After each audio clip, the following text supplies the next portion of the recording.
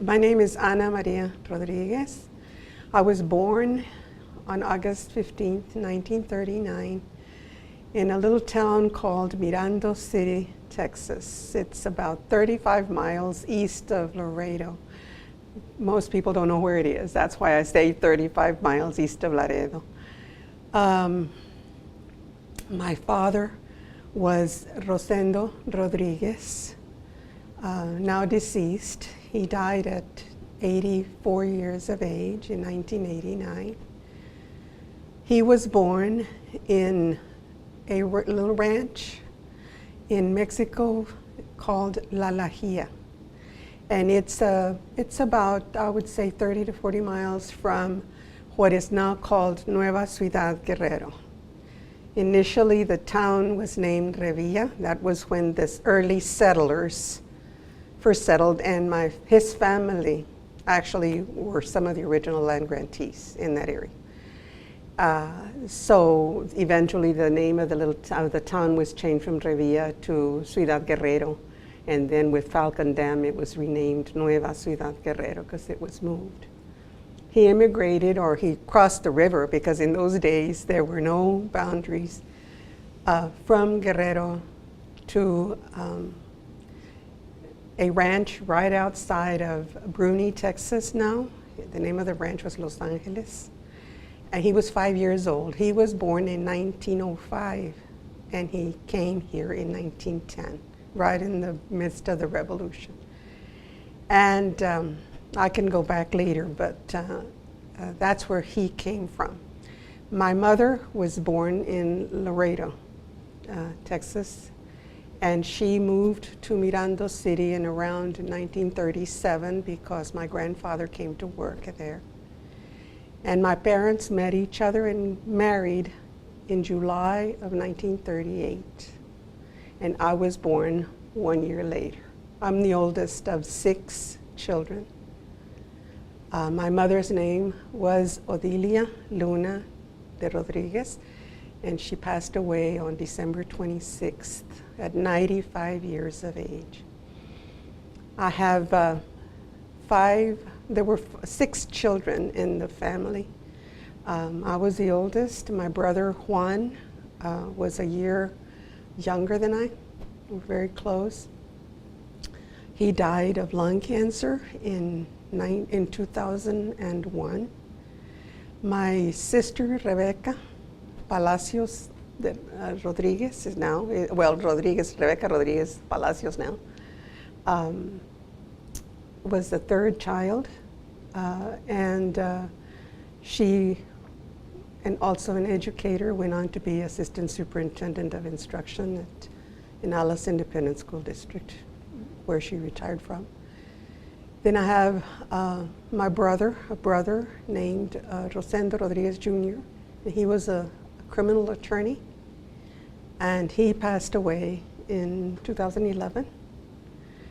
And the next sibling was sister Maria Elena Rodriguez Ulrich. She is still, after 22 years, a bilingual education teacher in the San Antonio Independent School District. And she loves it. And looking forward to retiring, though. And then I have my youngest sister, who is named Dolores Yvonne Rodriguez. She retired from she was a federal probation officer. She's a graduate of UT Pan Am. And that's my immediate family. Do you have a sense that you have a real clarity about the stories of your parents?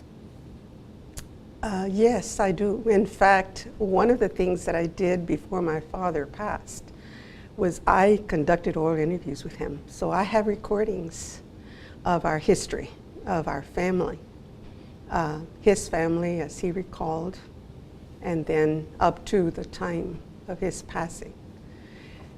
So I'm very clear, and I've done a lot of genealogical study with my family because I'm very fascinated by how they were, where they came from, and how they settled in this area. My mother's family, I'm not as clear about. We're having a hard time finding where my grandfather even came from. We know my grandmother, where she came from, but my grandfather, we're having a hard time. And I never, at that time, I was so busy with my career and taking care of my father, who died of cancer as well, that I didn't think about interviewing my grandfather and finding out, his story. But so there's ambivalence there. Some I'm pretty clear about, others I'm not as. There was something interesting in how you were able to tell your father's story and your mother's story in the first set of responses that you had. That there was a level of confidence, it seemed. Yeah. And a level of clarity. And so I was curious about that. Yeah. It was almost like, one could predict she's thought deeply about the family story. Yes. Oh, because not just anybody says it in that way. Yeah. So that was interesting. Yeah. So it's the Laredo kind of, going before Laredo, past Laredo, that is still unclear for you? Yes, and we're working on that. My younger sister and I are trying to figure it out and see where it all started. So can you talk a little bit about Mirando City and you as a kid growing up in Mirando City? I think you said that you were born in Mirando City? Yes. And so Mirando City, I'm guessing, does not have a hospital. Oh, no. The first 3 kids, including myself, were born in our house. There was a doctor in Bruni, Texas. There was no doctor in Mirando City to take care of her. So the doctor from Bruni, Texas, which is about 15, 20 miles away, had to come and deliver us. But we were delivered right there in our home. The other 3 were born, 2 of them in Laredo at my grandmother's, and my youngest one was born in the hospital. She's the only one that went to hospital. So there was, that's where we were born. My Mirando City was an oil boom town that was actually built through the efforts and the contributions, actually, of Oliver Wendell Killam, O.W. Killam. He was a wildcatter from Oklahoma. He had been doing a lot of oil digging in Oklahoma, and someone told him that there might be some oil in South Texas. So he came to Laredo and set up an office there. And then he started, the geologists started looking around, and they spotted an area near where Mirando City is now. There was a ranch by the name of a small town by the name of Los Ojuelos that was in existence. Los Ojuelos. Ojuelos.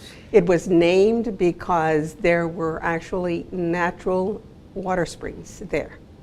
And that's the fascinating part of the history, is that people were coming from Mexico, crossing the border and coming to settle here in this area or in that area.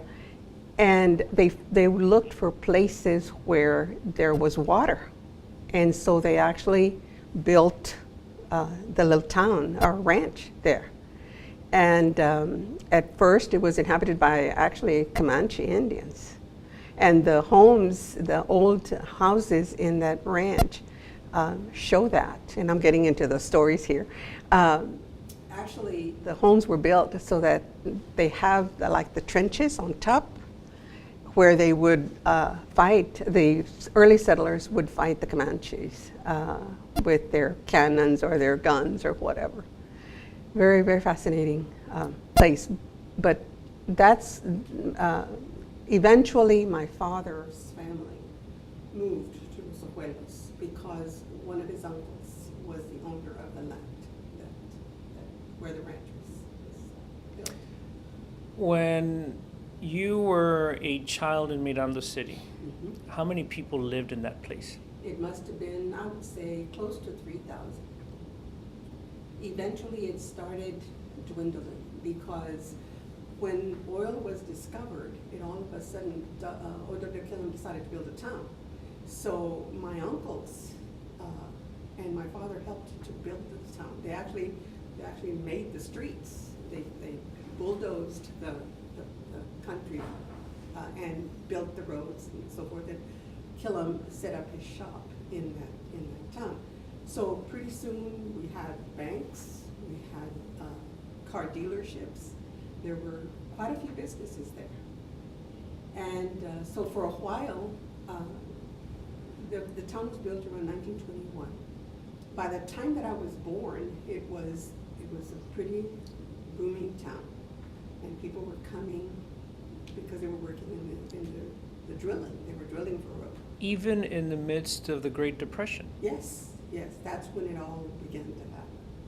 And Killam began to drill quite a bit, and so there was work for those kinds of people. They built the school about that time, and so when I was born, I would say anywhere from 2,500 to 3,000 people. Mm-hmm. Eventually, it began to dwindle and to die down because once the main drilling was over, then people began to move out. So is there a Miranda City today? Yes, there is, and it has a population of about 500 to 700. There is no school. The school went bankrupt because the oil price went down, the taxation was not there, so the school district was taken over by Whip County, and so it's now part of the Whip County Independent School District. But there's a schoolhouse in Miranda City?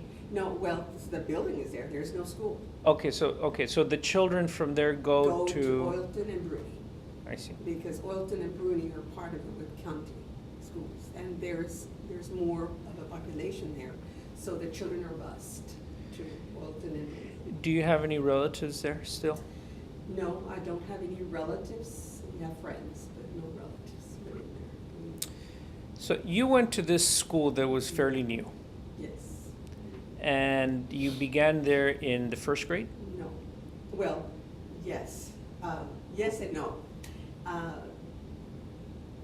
I need to tell you the story about that because that's, I think, where my ties to bilingual education and my passion for doing what I did for 46 years started. My father was a mechanic for O.W. Killam, and he worked for O.W. Killam for 50 years. And the shop where he worked was a block away from my house. In that community at the time that I was born and was growing up, all of the Hispanics or the Mexican Americans, because we called ourselves Mexican Americans, lived on the north side of town, and the railroad tracks separated it from the south part of town. And where the white Anglo-Saxons lived and where the school was actually built. And so my father came home from work every day about 4 or 5 o'clock in the afternoon. And one of the first things he did was to sit in his rocking chair and read his newspaper and drink his coffee. And the newspapers and magazines that he read were in Spanish. So being the eldest in my family, I would want to spend time with him, so I would sit in his lap while he read. And finally one day I just said to him, Daddy, I want to do what you do. And he said, what is that? And I said, I want to read the magazines and the newspapers. So when I was 4 years old, he taught me how to read Spanish. So I started reading Spanish. And then Do you remember what you were reading, Yes. what he read, what kind of Yes. newspapers, what kind of magazines? there was a newspaper from San Antonio that was published, llamada La Prensa. It's from San Antonio. And he received it every day. He was subscribed to it. And then he bought magazines. There was one magazine called Todo from Mexico, and then there was another one called Excelsior. And that was a newspaper. He bought all of those. Whenever he went to Laredo, or people went to Laredo, they would bring it back here because they knew we loved to read. So he taught me how to read when I was 4. When I was 5 years old, he started teaching me how to speak English. And he started teaching me words, the alphabet, and so forth, because he knew that when I went to school, I would have to start school in the Mexican school. There was a separate school in the north part of town in an old church where all the Hispanic kids went if they didn't know English. And they were there for 2 years. The first year was called Low Beginners, and the second year was called High Beginners. And then if you mastered a certain level of English, you went to Low first, and then you went to High first. So, okay, you're describing and what did they call that school? Did they call it the Mexican school at the time? No, they didn't call it the Mexican school, but we all knew it was a Mexican school because only Mexican American kids went there. What was the name of the But church? The church was a Methodist church. A Methodist church. It was a Methodist church that was borrowed, quote, by the school district so that they could have the classes for the kids there. For the Mexican children. For the Mexican children. And so was this mostly like remediation styled instruction? No, it was teaching them English. Practically. So that they could go to the other To the school? first grade. Potential. To Oh, potential. there, in that building? No, in the regular school. In the regular In school. the regular school. Okay, okay. So my father taught. So this school was not a school that would go to the third, fourth, fifth grade? No, it was Okay. just a beginner's school. A beginner's That's what it was called, practically. Well, so I learned English enough when I was 5, that then I began to translate my Spanish reading skills into English reading skills. So then I began to read English, and I would read magazines, and I would read newspapers in English. So I was going to be 6 years old the next year. When I became 6, that was the age at which you started. But if you didn't know English, you had to start in Low Beginners and High Beginners. And so potentially you wouldn't start in the first grade until you were 8 years old. So so that year that I was 6 years old, my brother was 5. My father decided that he didn't want me to go to school yet, because my father was a very traditional Mexican male father. And there were many young boys that were going to school at the same time down my neighborhood that were very foul-mouthed, and they were very rowdy and so forth. And he didn't want his little girl walking to school with them. So he decided that he would keep me at home when I was 6, and he would teach me math and other things, science even, and then wait for my brother to be 6, so my brother could go to school with me and take care of me. That was what he said. And I thought, my father does, now I think my father didn't know anything about human growth and development. Maturity-wise, I was 2 years older than my brother, so I ended up taking care of my brother. But my father was happy because my brother was going with me to school. Well, and by this time, my brother also learned English. So both of us skipped beginners school. We started school in Low Beginners. And they mostly did my father a favor because my brother wanted to go with me. So my brother wasn't ready for that, but they allowed him to start. So we were together in Low Beginners. Well, we were together for 1 week. And the teacher said, and the teacher happened to be a Hispanic, Mexican-American teacher, the first ever in Kansas. And she told my father, she said, Ana doesn't belong here. She belongs in a higher level because she can already read and do math and things like that. She said, I'm going to promote her to High First. So I went to High First within 1 week. And at the end of 1 week, she said to my father, she doesn't belong in first grade. And she went to the principal and the superintendent and said, Ana doesn't belong in the first grade. She belongs in second grade. This is a principal and superintendent of Mirando City Schools. Independent School District, yeah. So I was promoted to the second grade, and that caused my brother a lot of heartache because he had to stay behind in first grade.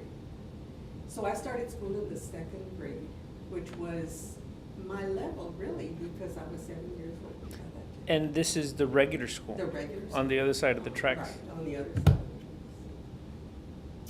So I was, so in about a half a year or so, I'd already done beginners first and was in second grade. So I actually started in the second half of second grade, and then was promoted to the third grade the next year. That's quite a story. Yeah.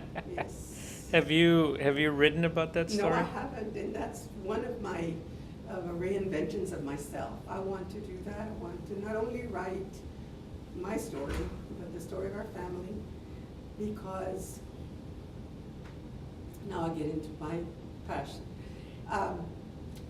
When I reflect back on why I did what I did, 46 years of career, it has to do with, and people ask me,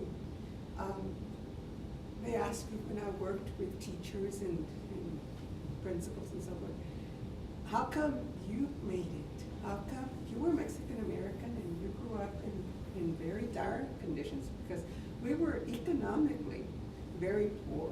We barely had, we had a house, we had a home, we had food, we had clothing, shelter, the basics. But we didn't have a lot of money. And, but I never knew that I was poor. I always thought, what a fantastic life. I didn't know I was poor until I actually went to college. And then I reflect on it when I'm asked, how come you made it? And how come so many other Hispanic kids did it? We were in Miranda City, we were one of the first to graduate from high school and go to college, as a family. And I'm asked, how come you made it and how come the others didn't? And my response is because I had something at home. I had a family where the number one value first was family and loving each other and taking care of each other. But the second strongest value was education. We couldn't miss school unless we had 105 fever and we were really sick. We did a lot of reading, did a lot of discussions. And this is really getting into the stories. We had to come home for lunch. That was one of my parents' requirements because the school was only about 3 blocks away. And they had a cafeteria, but my father didn't want us staying at the cafeteria to eat at lunch, so we'd come home at lunch.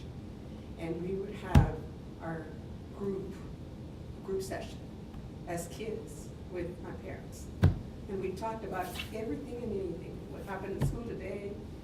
What are you all doing? We talk about politics. We talk about science. We talk about... So your father's job was such that he had the flexibility to be able to come home for lunch as well? Yes. Because he was only like a block or two away. Exactly. So that was a good set of circumstances that were even geographic. But he also made some choices, and that was what was important because he didn't earn very much at where he worked. In fact, as I've been cleaning out my house, that's one of the things that I'm doing right now, I'm finding mementos, I'm finding check stubs where he got paid, and I'm appalled at how much he earned and how we survived on that. But he made a choice to stay there and to earn little money, but he could be close to us, and he could come home and we could go to school. His friends would say things. We were never migrants because he chose not to migrate. All his friends, all the Mexican Americans in town migrated every summer. And my father said, no, I'm not migrating. I don't want to take my kids out of school. We will survive on what I make so that they won't miss school. What was it about that consciousness for him? How was that shaped? Was there something that he used to talk about when he was a child in Old Guerrero, or maybe his parents? What was the story there? Well, he was born in this little ranch, Alajia, and they were farmers and ranchers, mostly ranchers, and it was very dire conditions. So when they came to the United States, they also worked very hard. They lived in ranches, and that's how he grew up. But there was one defining moment, I think, in his life. And of course, I talked about him because I think he was the most significant one in terms of shaping our lives. My mother contributed tremendously because she was there. She was always there, and we were so secure. And she helped us, but she also relied on him. My father was 15 years older than my mother. That made a big difference because she depended on him as well for guidance. And the defining moment for my father was that he lost 5 members of his family, including his mother, in 1917 and 18. They died of the influenza. My grandmother, he was 12 years old. 2 of his older sisters, whom he loved, died of the influenza. 1 child died of influenza, and then my grandmother and the 1 baby died in childbirth. My grandmother, and he always told me about this, and that's why I think I got an education. He told me when I was 4 years old that his mother had died at age 36 after having given birth to 12 children. He did not ever want that for me, and he wanted his daughters to become educated so that they could always take care of themselves. And that, I think, was a defining moment. And that's why he sacrificed and he gave up so much, so that we could have a better chance. So all 6 of us kids are college graduates. 4 of us have master's degrees, 2 of us have doctorates. So as he was in his last few days of life, I asked him what his greatest accomplishment in life had been while I was doing his history. And he said, having raised the 6 of you to be good people. Now that's, if I could say that. That's a life worth living. It's a life. Yeah, there's a lot of stuff going on there that in the set of stories you told, and like because part of the context for you is that like this is right after the war. Exactly. And there's stuff going on globally that impacts Miranda City. Yes. Like, Miranda City must have been important for the war effort, Yes. say for example. So you're a child who's growing up in, for all intents and purposes, in the Jim Crow South. Exactly. And the rules of segregation, and then, but you have a story to tell there about how you went to the Mexican school just for a bit because of preparation that had been done before. Yes. And the story of sitting on your father's lap and learning how to read the news, that's like, that's like so rich at so many levels. So that's a story, obviously, it needs to be written. Yes. But there's so much there that needs to be unpacked, like for a children's book or a series of children's books. Yes. Which you've been thinking about, I'm sure. Right. So I just wanted to reflect with you on that because, wow. So then you go to Miranda City, and Miranda City presumably has a high school at that time. Yes. Wow. So, Yeah. You graduated with like 10 kids? 7 kids. There were 7 of us in my graduating class. So what's that story like? Well, let me tell you another story before that. When I was in the 3rd grade, I had the very first significant teacher of my life. That made a big difference. Her name was Mrs. McIntosh, and she was from Missouri. And she loved me, she adored me, and she took me under her wing, and she taught me well and taught me English. One day she asked me to take the lead in a program that we're going to have for the public, and gave me a soliloquy that was just pages and pages long that I was to memorize. Of what? I can't even remember what it was about. I can't remember that. But I memorized it. That's all I did for weeks and weeks, is just memorize and walk around talking to myself, memorizing the part. On the evening of the program, my parents couldn't go. My mother had a baby, and she couldn't make it. And my dad was working late, so he couldn't go. The next day after the program, the superintendent of the schools, who was a good friend of my father's, and had his car fixed, my dad fixed his car, went to my father's place of work and said, Rosendo, why didn't you go to the program last night? Anna was just superb. She was just so good. And she spoke English without a Mexican accent. She said that to my father. And my father said, well, he said, she's doing well in school. But my father came on and told me. So the lesson I learned, guess what the lesson was that I learned after that comment, was in order to be successful, in order to receive accolades, in order to be good, you have to speak English like an Anglo, but with a Missourian accent.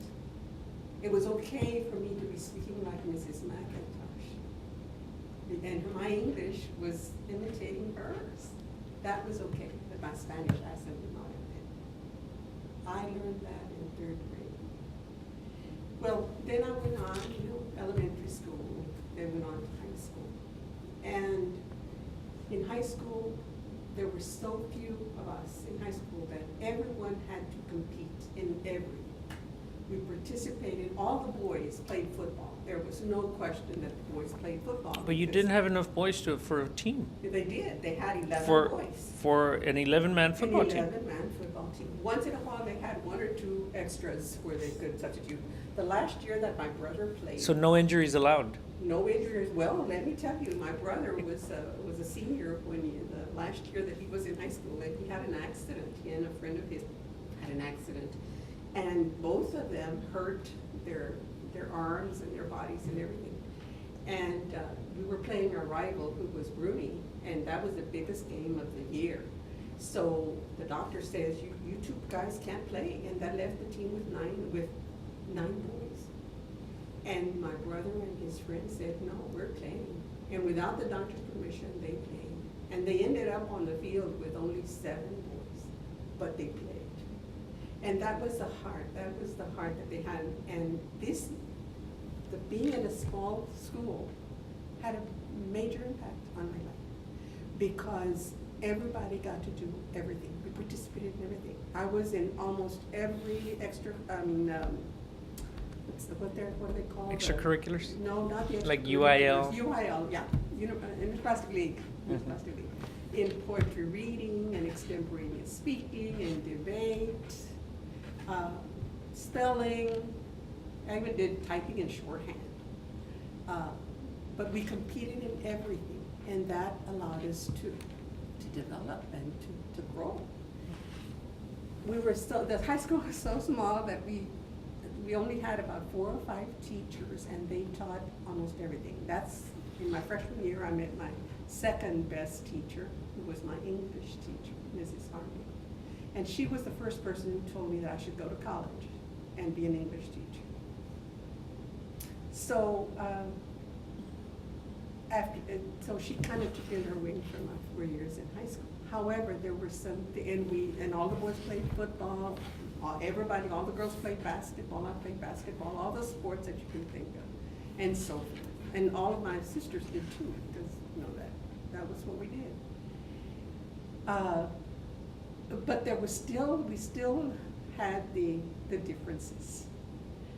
That there were some things that, as Mexican Americans, we couldn't aspire to, or we were not given the same opportunity. There was not that same hope or aspiration for us. My sister, who is the 3rd one in my family, was beautiful. She had a beautiful body, beautiful face, and she was very smart, and she wanted to try out for cheerleader. She wanted to be a cheerleader as a freshman in high school.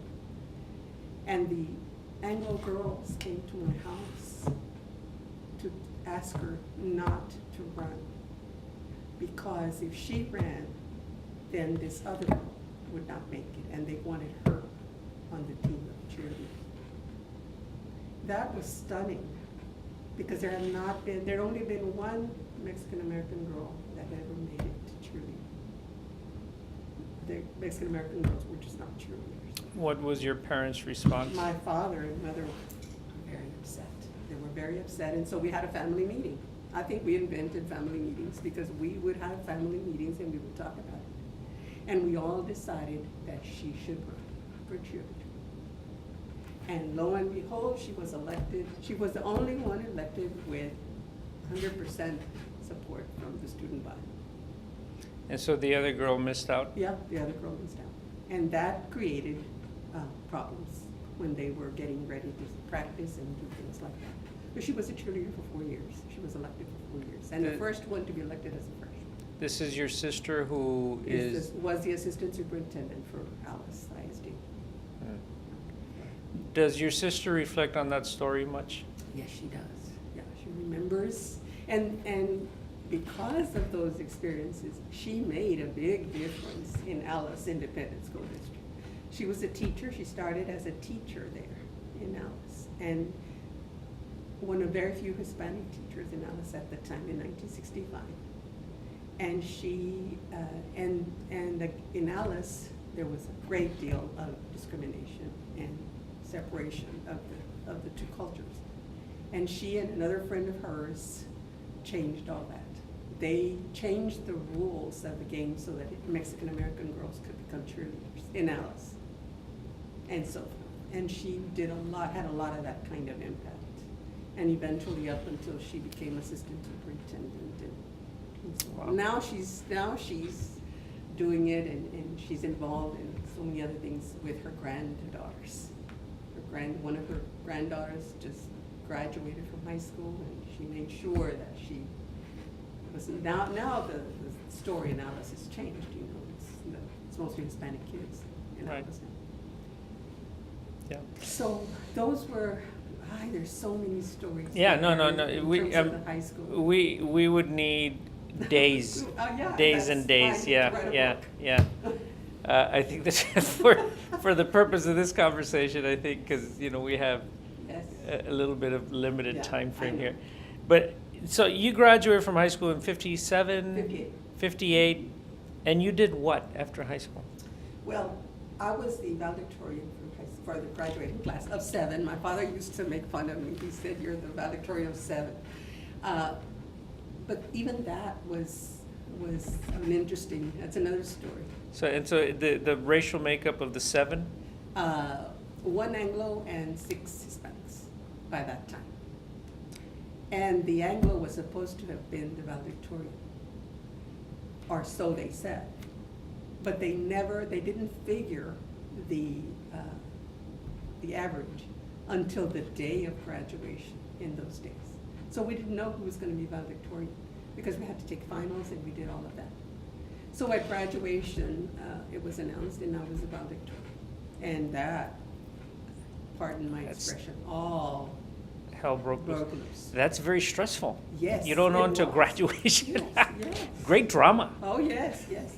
And then the shock and the reaction of the community and so forth. Well, and so the next day, everybody asked my dad, well, what's Anna going to do now? She was a valedictorian, and she has a scholarship, a $50 scholarship to go to college. That was a state valedictorian scholarship. And my father said, well, she's going to Laredo Junior College, and she's going to stay with her grandparents, and she's going to go to college. And that's what I did. And but we graduated with 16 credits. I mean, that was what was required, and that's all the subjects we had, 16 credits. We didn't have a counselor. We had no help on how do you get to college. So that following week or two, I went to Laredo Junior College to try to see what I needed to do to enroll. And they asked me, the registrar's clerk asked me, well, do you have your ACT test scores? And I looked at her and I said, what's that? Now you know why I went into counseling, Dr. Wahara? I had no idea what the ACT test was. And she said, well, that's a test that you have to take to see if you qualify to go to college. And I said, well, is there anywhere I can take it? And she said, well, we're giving it this afternoon at 1 o'clock, if you'd like to take it. And I said, yes, show me where I have to go. So I signed up right then and there and went to take the ACT test so that I could get into college. And that's how I got in. And I went to Laredo Junior College. For the first year, I stayed with my grandparents. The second year, I commuted with some friends from Wilton who were also going. So we commuted back So and forth. you were able to go to the college even though the college didn't get your test results until like mid-October. Yeah, but they had, I think they had a quick thing that they did I see. to try to determine whether, Okay. you could go in. So you went to Laredo Junior College for a couple years? Yes. And then you moved on to? Well, to Texas, at that time it was called Texas A&I University, Art College of Arts and Industries in Kingsville. But that's a story in itself. It's like, I went to Laredo Junior College and I only had, I didn't even know what all options I had. My English teacher had told me I would make a good English teacher, but I knew that to do that I needed to go to a four-year college and we couldn't afford it. So I wasn't going to a four-year college. So I majored in business. And I started taking accounting and all of the business courses. And then I took a lot of courses to become a secretary so that I could get a job. As soon as I finished my 2 years, I was going to get a job. And sure enough, when I was getting ready to graduate, I looked around for jobs, and there was a very well-renowned law firm in Laredo who had an opening for a legal secretary. So one of my professors said, Anna, why don't you go to apply at their office? So I did, and they gave me the interview, they gave me the test that they give for shorthand and typing, and I walked out of there with a job as soon as I graduated from Laredo Junior College, and that was going to be the extent of my education.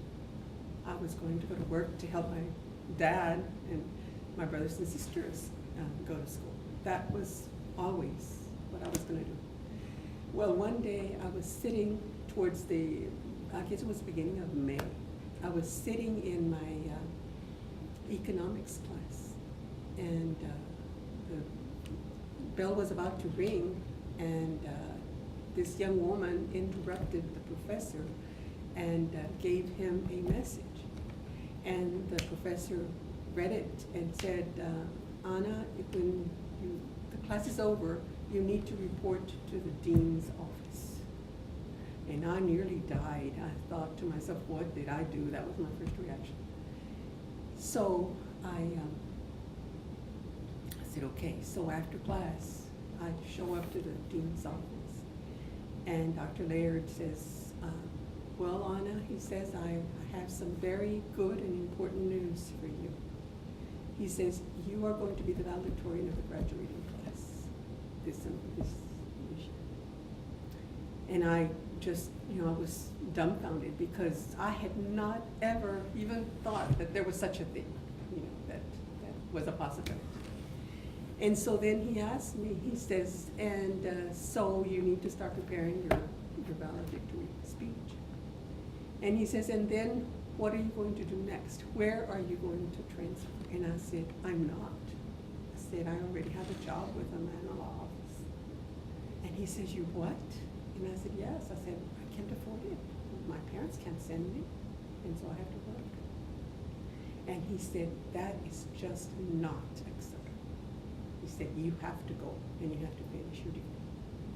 So he gets on the phone, and he calls one of their advisors, the counselor, and says, Mrs. Walker, will you come in here? And she comes in here, and he says, I want you to find whatever financial aid there is available for this young lady, and you get her into college, wherever she can go. So so Mrs. Walker said, come with me, and she went and she helped me. Actually, in those days, there was no Pell Grants, there was no financial aid available, except that Congress had just passed the National Defense Education Act. Right. Wow.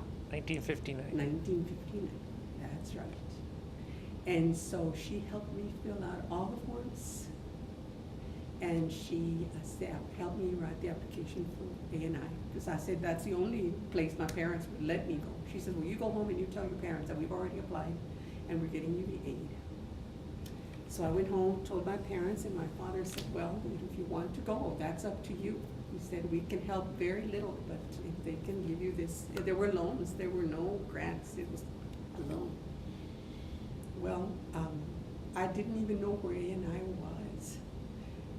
We had never been there. And so one day I received a letter from the university, from the college, asking me to go for an interview regarding my financial aid. So I asked my dad if I could ask a friend of ours who could drive and who knew her way around, if she could take me. And her father was a friend of my dad's, so my dad says, we'll pay for the gas if she will take you. So she took me to Kingsville for the interview. And I sat in front of these white Anglo-Saxon males. It was a committee. And they interviewed me, they asked me questions, what do you want to do, and so forth. And then one of them asked me, and of course I didn't know any better then, he asked me, but you're a Mexican-American girl. Aren't you going to, why would you want an education? Why do you want to get a degree? Aren't you just going to get married? And I said, if I were going to do that, I said, I wouldn't be here. I said, I want to finish my college education. But had they asked me that question today, can you imagine? And I vowed I would never let any young women. What would you say today? Today I would say, I can't even say it. And I would not ever allow anyone to say that to me, young woman. That was, I guess, my first experience at real discrimination. It was a violation of my civil rights. And then I got the loan. But do you think that the questioner may have been trying to provoke you, or do you think the questioner was just operating under a certain set of assumptions that may have been racist? I think the latter is more true.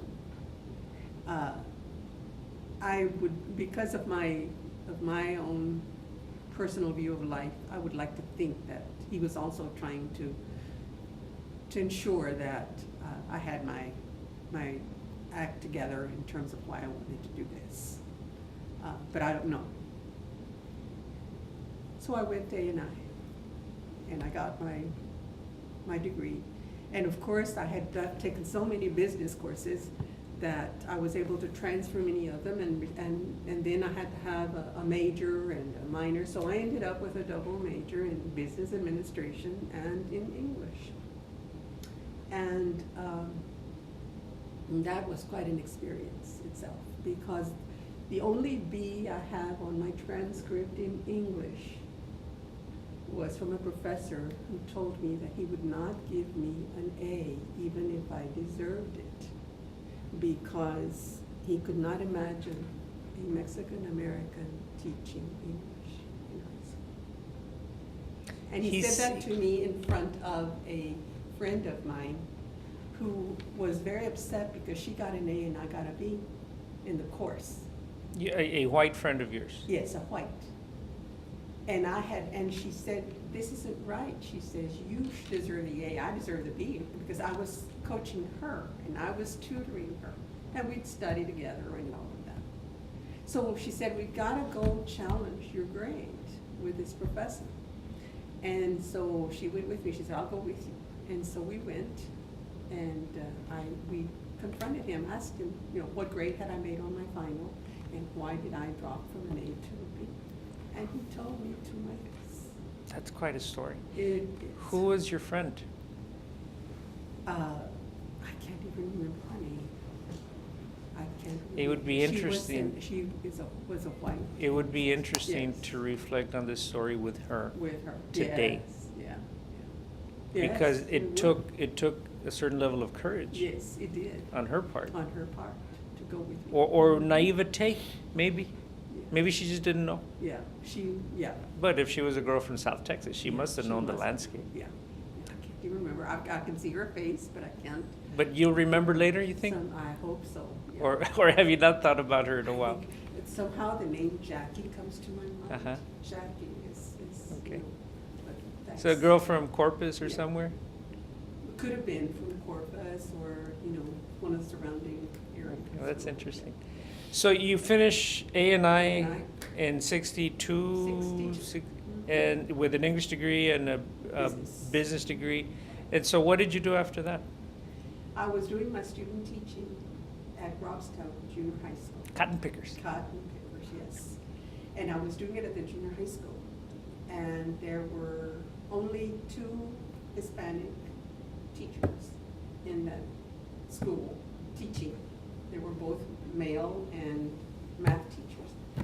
And there were no other Hispanic teachers, and the student population was like 70% Hispanic. Well, I was doing my student teaching, and my supervisor from the university told me that he wanted me to go there because they had a history of not allowing, or not hiring Hispanic teachers, and he wanted me to show them that Hispanic students were good as well. You were getting mixed messages from A&I. Oh, yes, yeah, oh, definitely. And that's, I think, the optimistic side of me, because I also had some good people that were supportive and were encouraging and all of that. So he took me there, and the principal interviewed me and said, okay, we'll take you because, oh, no, that was not how it happened.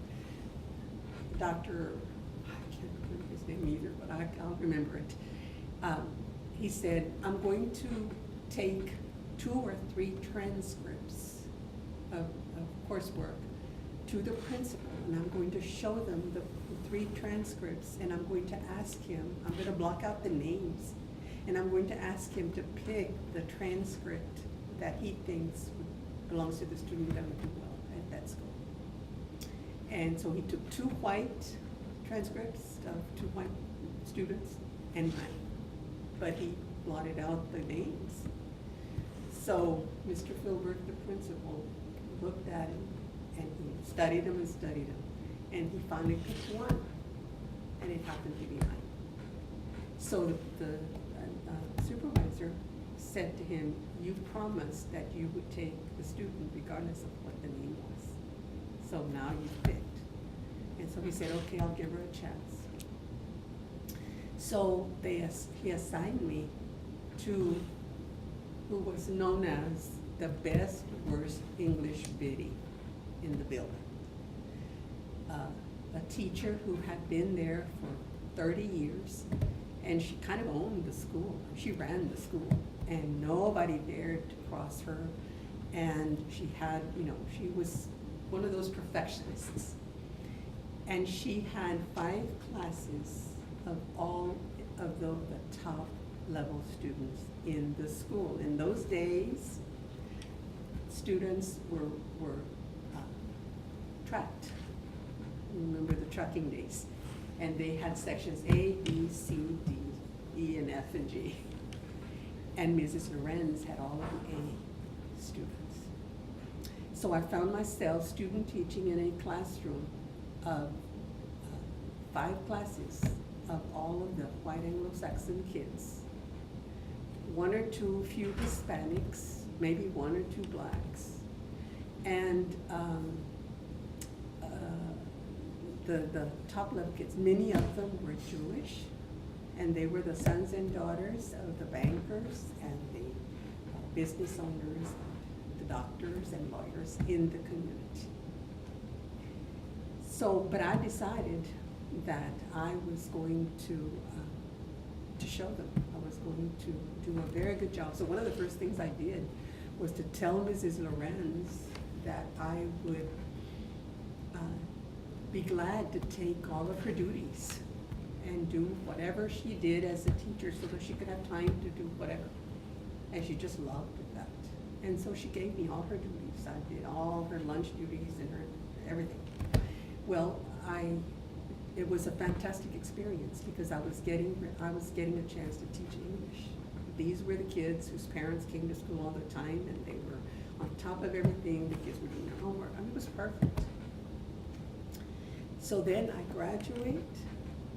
I get ready to graduate, and Mrs. Lorenz, was just talking, highly of me. Then on graduation day, then they published the graduating rankings.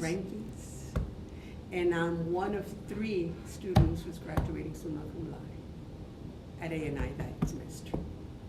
And Mrs. Lorenz just went ballistic. I mean, she was just so excited. She was going around the school with a newspaper showing everybody, this is my student teacher. And then she went to Mr. Philbrick and said, we have to hire this young woman to teach in this school. And so Mr. Philbrick called me in and said, would you like to teach for us? And I just didn't know what to do. And I said, well, I need to think about it. That was the last thing I wanted to do. And so I went to my university supervisor and said, they've just offered me a job. What do I do? And he said, all the years that I've known you as a student, he said, you've always talked about what you want to do for the Mexican-American kids, how you want to make things different and change it. You were talking like that at the time? Yes. He said, oh yeah, I was talking. Because in 61, 62, there wasn't that big political awareness, consciousness. No, but this came from back when for me.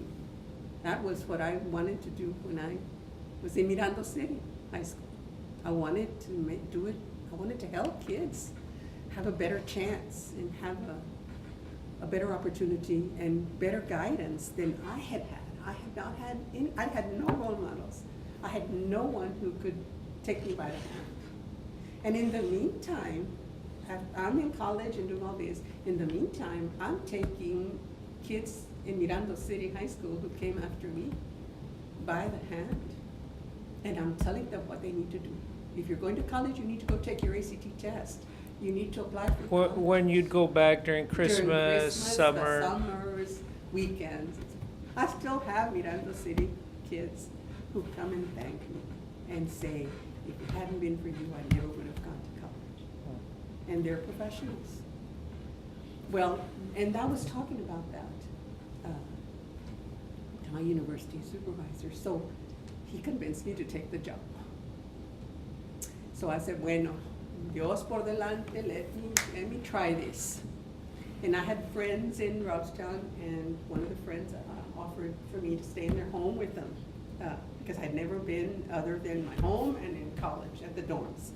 And so I was going to stay with them. Well, on the first day of school, that following September when we started,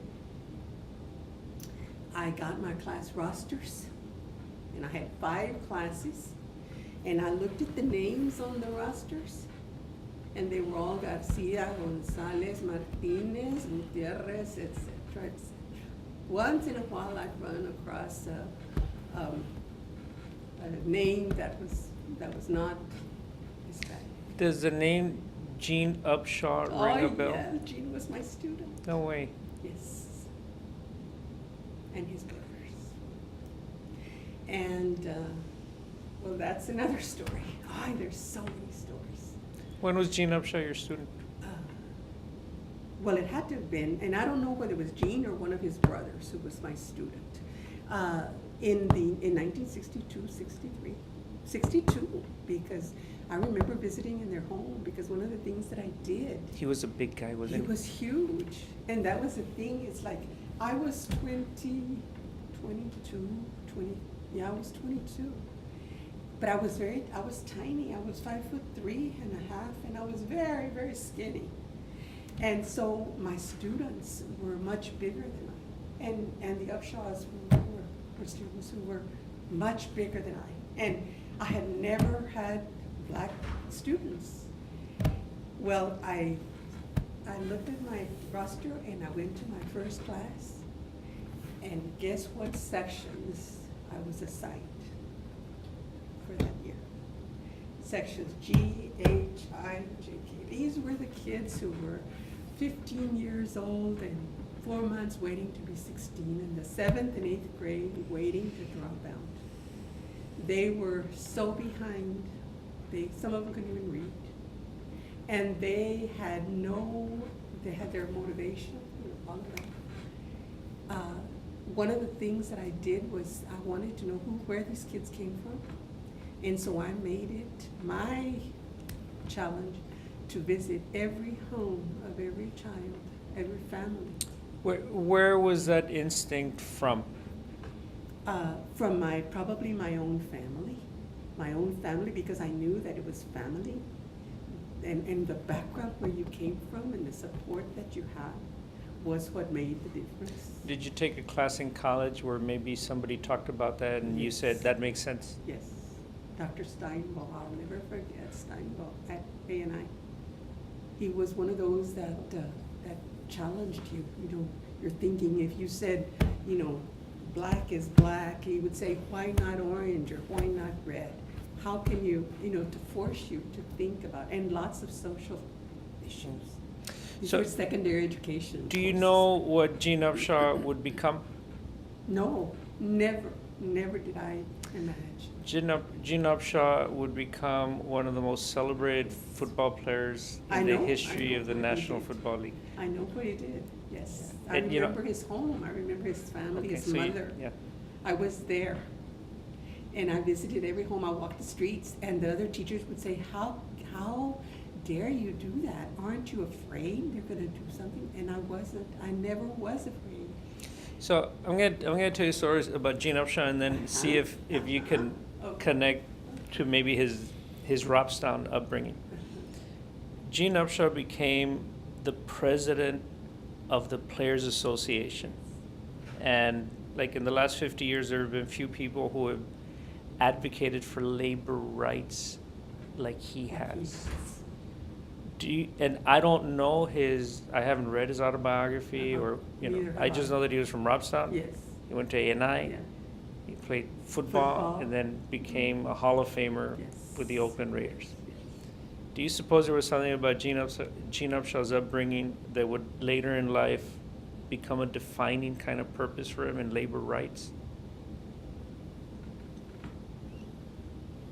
I think that probably the racism that they experienced in Robstown had a great deal to do with that. The fact that they lived on, quote, the wrong side of the community, that his family was very poor, and that they didn't have the resources that they needed to be able to succeed. I was very encouraged. I left Robstown 2 years later because I couldn't do it anymore. I went home the first year, I went home crying almost every day. Because the kids, it was I was in shock. And that's, I think, why I also went into, I love teacher preparation. I wanted to train teachers differently because I was not prepared for what I got in Robstown. I was not prepared to teach the type of child that I faced. Where did you go after Robstown? I left Robstown. I finished that year and stayed a second year because I wasn't ready to just give up. So I stayed the second year. And after the second year, I said, I've got to do something different or I'm going to totally burn out because I just couldn't make it happen. And I went to Zapata, Independent School District.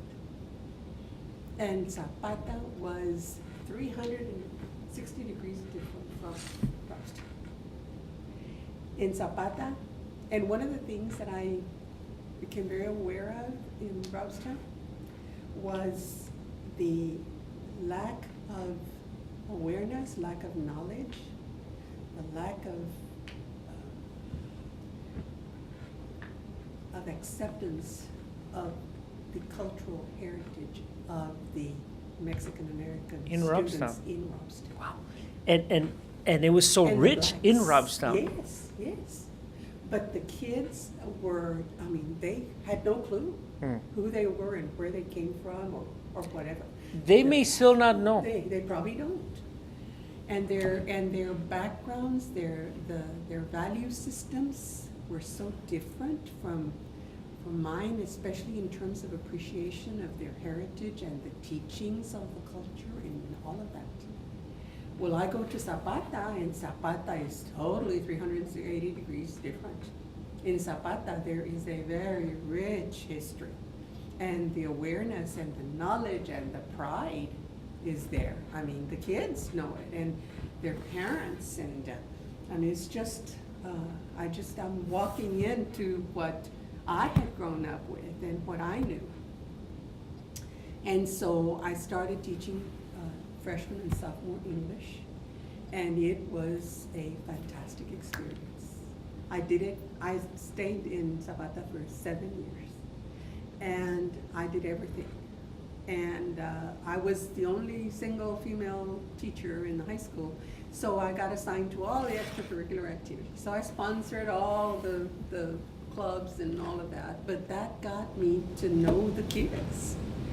And we would sometimes have to leave to go, wherever we were either competing or playing or whatever. Sometimes we'd get on the buses at 3 o'clock in the morning to get anywhere. And the parents would all bring their kids to the buses, and the kids would be half asleep, but the parents would say, Ms. Rodriguez, if my kid's in your hands now. If they misbehave, you take care of it like you need to take care of it, and then we'll take care of it when they come home. So they gave me full license to do what needed to be done, and the kids knew it. But the kids had a lot of respect. They were respectful, and they were just had so much pride in who they were. In the 7 years in Zapata at the high school, you taught English all those 7 years? English. And so, when did you go to graduate school? Well, I'm getting there. That's after Zapata. After You went to Zapata, graduate yes. school. The last year I was in Zapata, my sister had gone to live with me, my younger sister. I'd taken her to live with me so she could go to high school in Zapata because Mirando City didn't have enough to offer her. So the 4 years she spent in high school, she graduated from Zapata High School. So that year that she graduated, I thought to myself, well, I need to go see the world. I need to see something else. My sister in Alice says, why don't you come teach in Alice? And so I said, okay, I'll come teach in Alice, let's see what happens. When I get to Alice, I get a position as an English teacher in Alice, one of 3 Hispanic English teachers at Alice High School. And I get my class rosters, and I have sections G, H, I, J, and it's all Hispanic kids. Many of them could barely read. They're in the 9th and 10th grades. Did you expect any different? No, at that point I didn't, not in Alice. I didn't expect that in Zapata, because in Zapata they were not tracked. The kids were, you had the entire freshman class in class. Well, but I did get 1 or 2 sections of kids who were more motivated and so on. But the sections that I had of students who were barely making it and who were just waiting to be 16 years old to graduate, or to be 16 so they could drop out of school, because the dropout rate was still very high in those days. That the dropout rate for Hispanics in that day and time was like 60 to 70%. So many of the kids were just waiting to be 16 to drop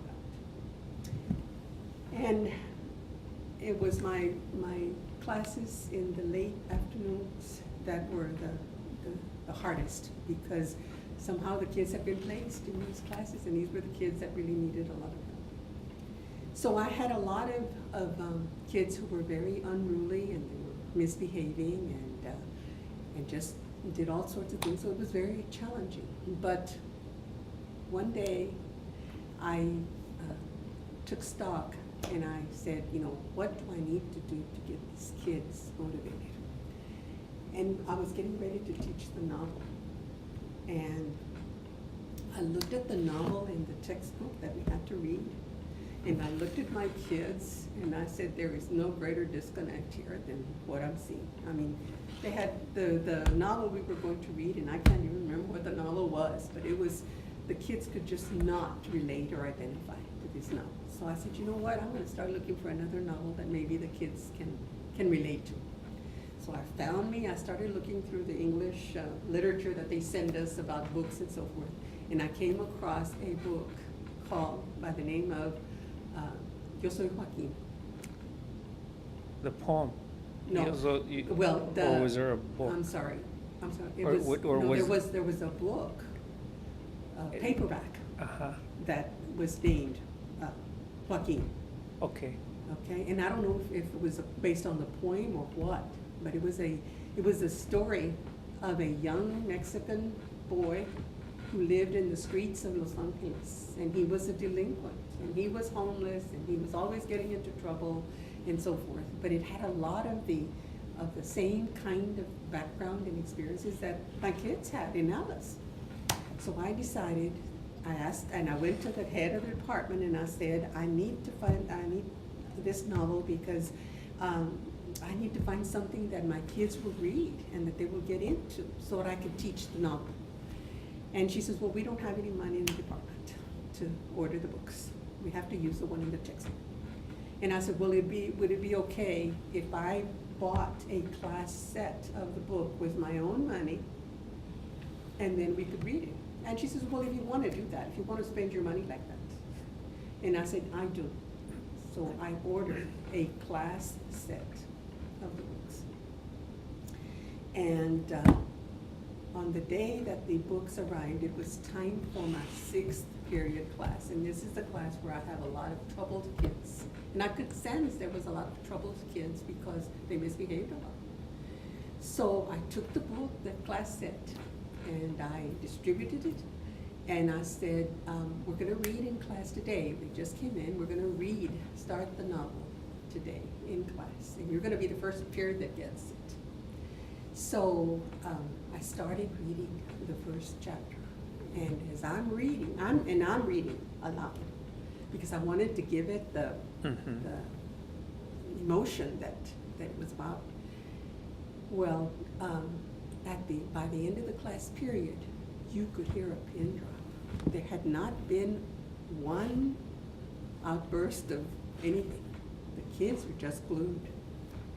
And so I said, if any of you would like to continue reading on your own, you may take the book, but I need the book back by 8 o'clock in the morning because I need to use it with my first period class. And so I didn't expect anybody to jump at the chance. This was my class that didn't read. And so I'm sitting there, and bell rings and everybody leaves. And this one young man who has been one of the most disruptive, and I can tell he's got lots of anger and so forth, stays behind, and he stays behind. And of course I collected all the books. And he comes up to me after everybody had left, and he says, can I take one?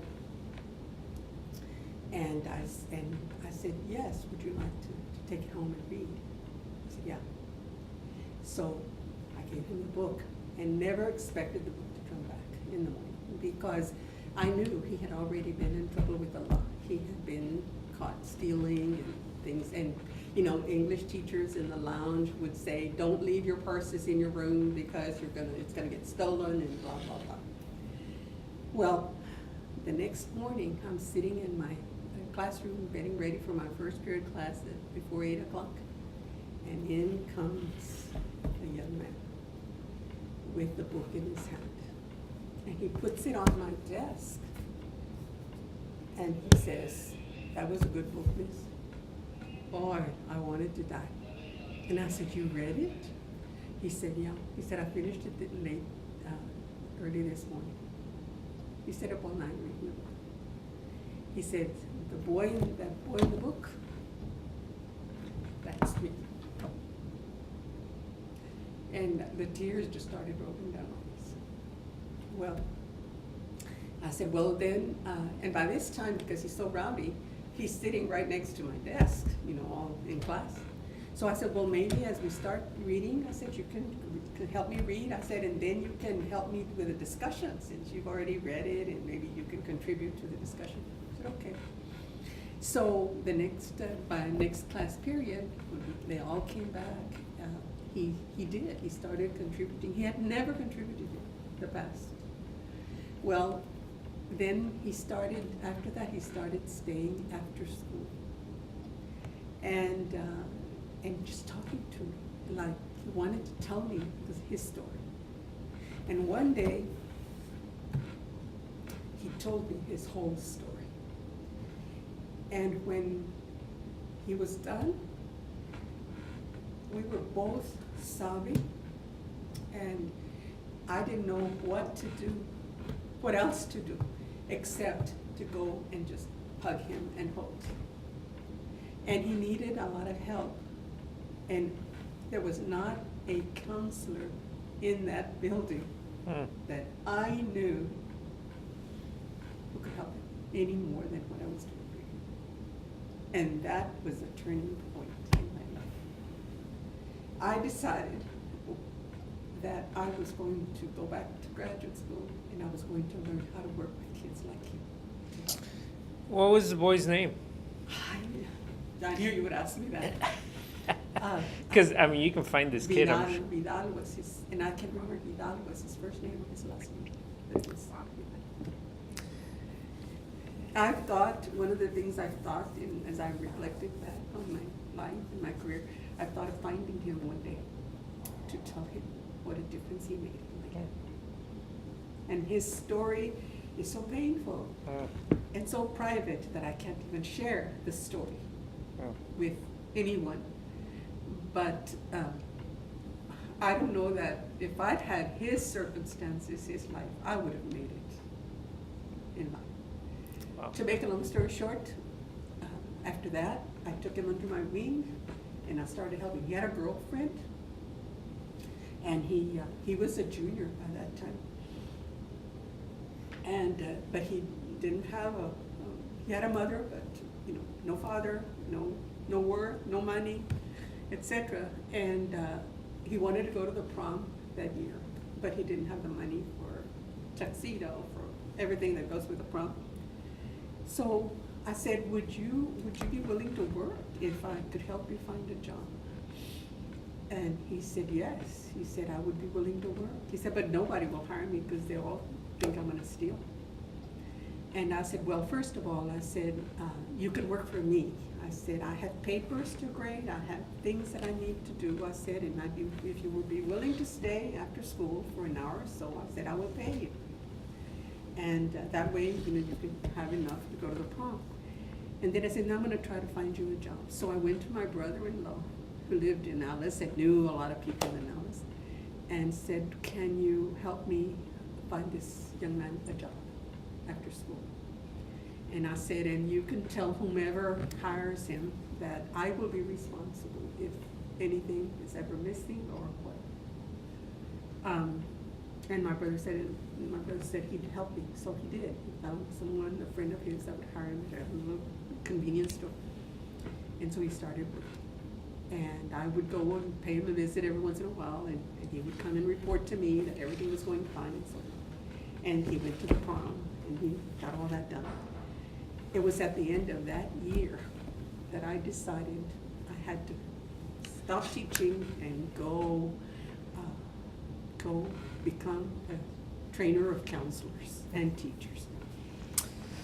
So this is what we're gonna have to do. I'm sorry to say.